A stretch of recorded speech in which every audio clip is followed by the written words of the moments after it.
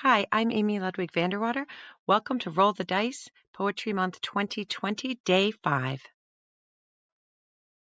I welcome you to my little writing camper named Betsy. For the past 11 years, I've held an April poetry project at my blog, The Poem Farm, one poem each day around a yearly theme. For this year's poetry project, I have decided to introduce surprise. Each April day, I will share a poem's can phrase about writing poetry. I will roll 3 word dice. If a die rolls blank, I will not re-roll it, and I will write a poem inspired by 1, 2, or all 3 of the face-up words. Today's Roll the Dice poetry chat is titled, Poems Can Borrow a Pattern from the World. Hello, everybody. Welcome to Day 5 of National Poetry Month, Roll the Dice. Day 17 of Keeping a Notebook. I'm very glad you're back. And today we rolled the words and, calls, and my. So this means that I was trying to choose one of these words to write from, or more than one. And our writing chat for today is titled Poems Can Borrow a Pattern from the World. And all that means is that when we're out in our days, there are all kinds of patterns. One example is days of the week are patterns. Months of the year are patterns. The seasons are patterns. The life cycle of a kitten is a pattern.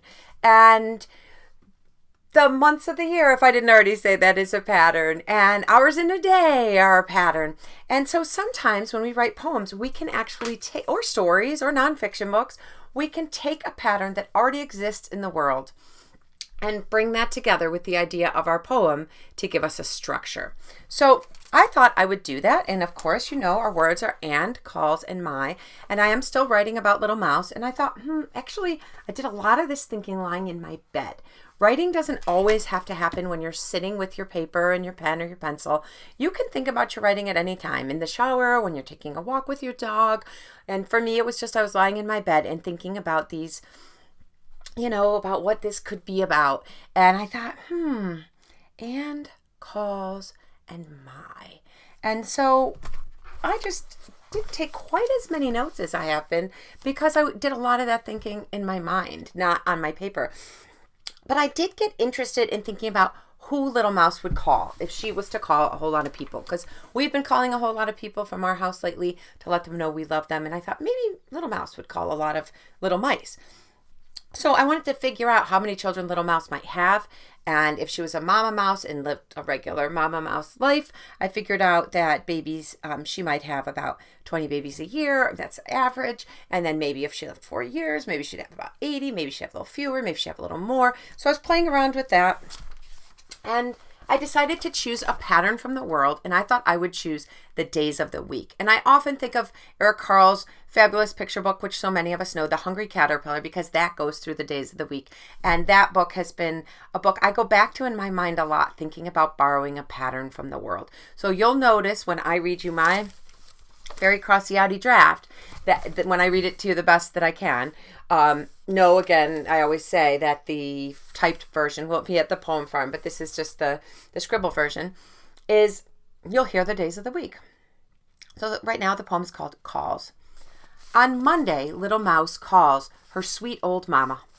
On Tuesday, Little Mouse calls her dear mouse dad. On Wednesday, Little Mouse calls her big brother Samson. On Thursday, Little Mouse calls her old friend June. And on Friday, Saturday, and Sunday, she waits and simply smiles for those 82 warm-hearted calls from meadow, tree, and city house. Her children call each weekend. They remember Little Mouse. So this was fun. I enjoyed playing with pattern and thinking about which pattern to even choose. So I did jot a few here. Days of the week, months of the year, seasons, years, like Cynthia Ryland's book Birthday Presents on first birthday, on second birthday, hours of the day, thinking about morning, afternoon, evening, life cycles. There are all kinds of patterns. You just look around and patterns can inspire a whole structure of a poem. So I wish you joy in finding patterns. It's great to see you. I look forward to seeing you tomorrow. Happy continued Poetry Month. Bye. This is my thinking and drafting for today's poem, and the final version is at my blog, The Poem Farm. Little Mouse calls many loved ones. Who might you call today? Our dice roll today gave us and, calls, and my. You may choose to write about any of these words or not. If you do, I wonder what you'll write. Thank you for joining me on this 5th day of National Poetry Month. We can look for patterns all over our world, and they can inspire our writing. See you tomorrow.